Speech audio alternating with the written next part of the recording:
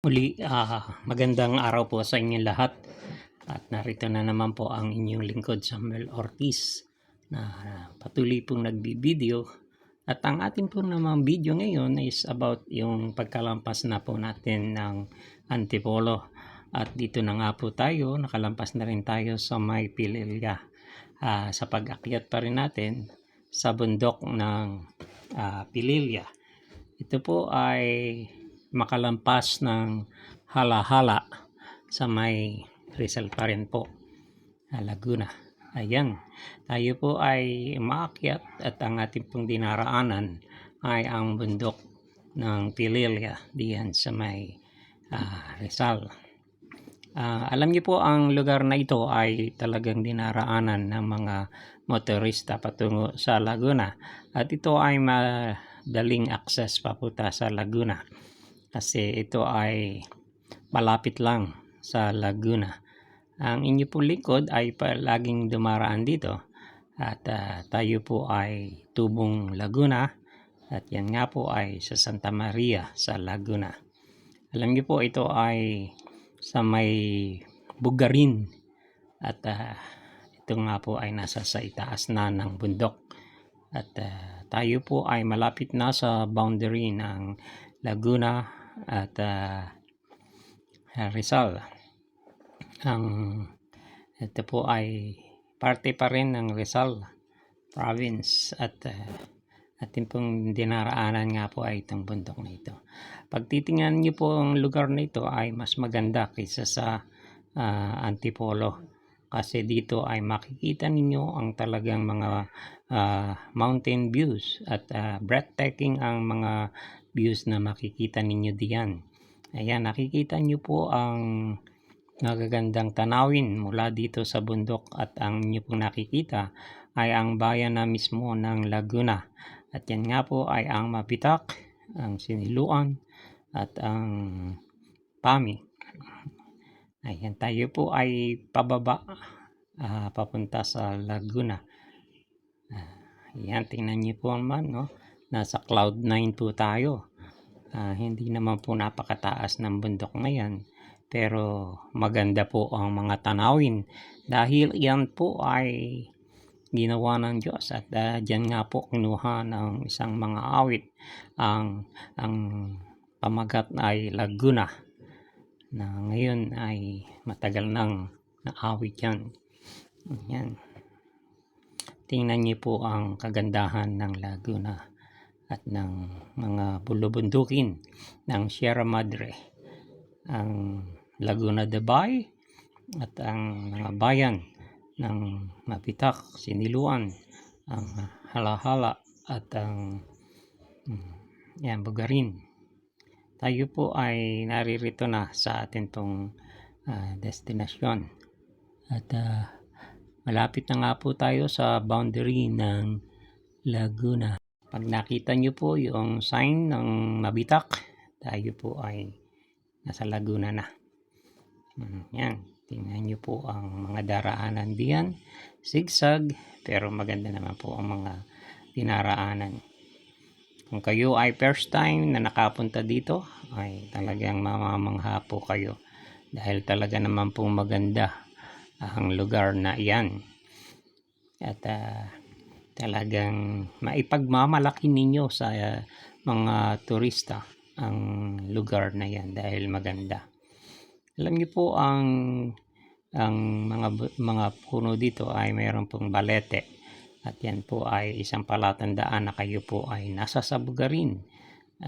Makikita ninyo yan diyan at isa pong palatandaan yan ang balete po na tinatawag nila. Maraming kwento patungkol diyan, but ang pinakang maganda po ay yan po ay nasa sa part na ng Laguna, Bugarin. Ayan, tingnan nyo naman po ang inyong dinaraanan na talagang mamamangha kayo pagka inyo pong itinanaw sa malayo ang inyong paningin ay makikita ninyo na talagang cloud 9.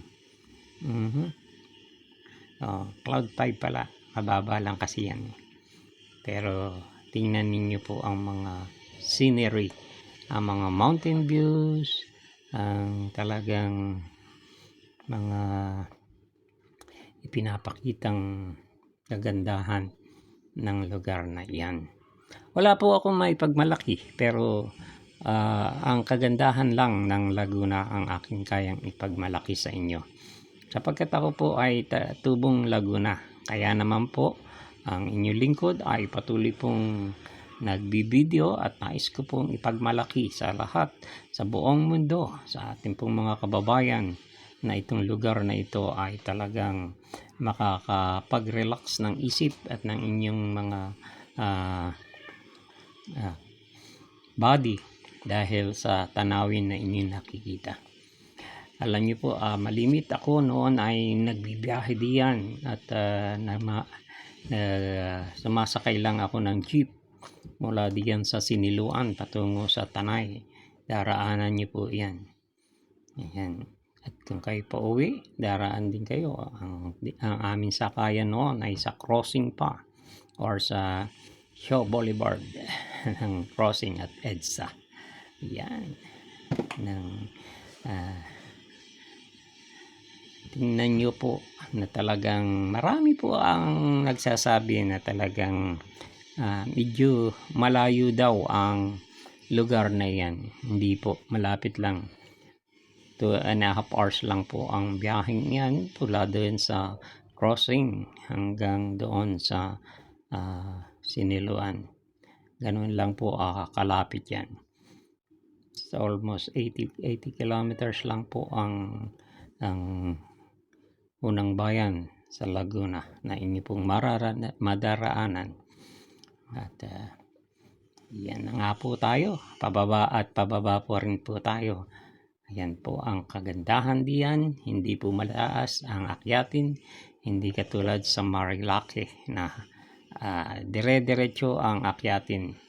Pagka kayo naman ay nasa sa itaas, sa Santa Maria, pababa naman ang pababa hanggang doon sa may Masinag o Kogyo. Dito naman po ay talagang hindi po pagka kayo umakyat, hindi po mahirap umakyat diyan, especially ang mga sasakyan. Meron po siyang plain, parang patag lang po o yung hindi po akyatin. Hindi katulad sa Marilake na mataas, dire-diretso ang akyatin doon. Dito ay hindi. Meron pababa, meron pataas. At mostly, pag ikaw ay nasa itaas na, ay pababa ka na naman pababa. Parang spaghetti pababa. Ayan, tingnan niyo naman po ang bayan ng Laguna. Yan po. Akala nyo malayo pa, no? Pero malapit na po ang lugar na yan kung inyo pong makikita. Dahil yan po ay sa Bugarin, ang atin pong lugar na kung saan ay marami din po kayong mabibiling mga prutas. Marami pong nagtitinda diyan ng mga prutas na itinitinda nila. Galing diyan sa mga ani nila sa bundok. May pinya, may avocado, may mga buko at iba't iba pa. Saging, yan. Marami po kayong makikita diyan at marami kayong mabibili. Sa baba naman po ay ang Paagahan. Ayan, malapit na po tayo sa Paagahan. It's almost, yan. Pag tayo po ay bumaba na ng bundok at nakita ninyong plain na ang inyong dinaraanan, hindi na po pababa, ay nasa Paagahan na kayo. Sakop ng bayan ng Mabitak. Ayan. Actually, Mabitak na po yan eh. Nakikita ninyong lugar na yan. Yan nga po ang boundary ng Laguna at ng Rizal. Maganda po ang inyong tinatahak na lugar na yan. Kung sa Baguio, ang makikita ninyo ay mga bangin. Dito po ay hindi ganoon. Pagkat ang talagang bayan pong yan ay hindi naman may taas na mga para ipakita ang kagandahan. Pagka kayo po ay talagang nagpunta diyan, doon nyo lang po ma-appreciate ang lugar na yan kung gaano kaganda at kasarap magbiyahe. Marami pong nakakahalin tulad ang mga bulubundokong yan. Maging sa Marinduque ay parang ganyan din ang biyahe. Sa parting malapit diyan sa Boracay ay meron din pong ganyang halos na lugar na parang may similarity sila. Pero yan po ay kakaiba pa rin ang lugar na yan. Marami na rin pong tao diyan. Dati ay talagang isolated halos ang mga bahay diyan. Hindi ilan lang ang nakikita ninyong mga kabahayan na nakatayo diyan. Pero ngayon ay dumarami na sila at marami na po ang naninirahan diyan sa malapit sa daan ng highway na yan. Galing po sa Laguna at galing din sa Rizal. Papunta sa Manila, ayan, dinaraanan nila. Meron po tayong daan diyan mula Manila papunta sa Infanta, Quezon. Meron daan po diyan. Ang daraanan ninyo ay ang PAMI sa Laguna. At yun, dire-diretso rin po yun. Papunta doon sa Infanta, Quezon. Tayo naman po ay dito lang sa Santa Maria sa may Laguna. Kaya naman po, akin po kayong inaanyayahan at patuloy na tangkilikin at panoorin ang aking video nang sa ganoon ay inyo pong makita ang kagandahan. I-likes nyo po at saka i-follow na rin ang aking Facebook page at nang sa ganoon ay patuloy po kayong mabigyan ng mga lugar na ito. Salamat po sa lahat ng tumatangkilik sa akin pong video at kayo nga po ay aking pinasasalamatan ng lubos at akin pong ibinibigay sa inyo ang lahat ng pasasalamat at pagkilala, lalong-lalo na sa aking mga followers, sa aking mga viewers at sa aking mga friends. Maraming salamat po sa inyong lahat diyan na tumatangkilik ng aking mga video. Kayo po ang dahilan kaya po ako ay nagbibideo ito. At kung meron po kayong na kaya niyo pong magbigay, help me to earn money. At yan po ang magbibigay sa atin para tayo po ay makapaggawa ng mga content na may magaganda.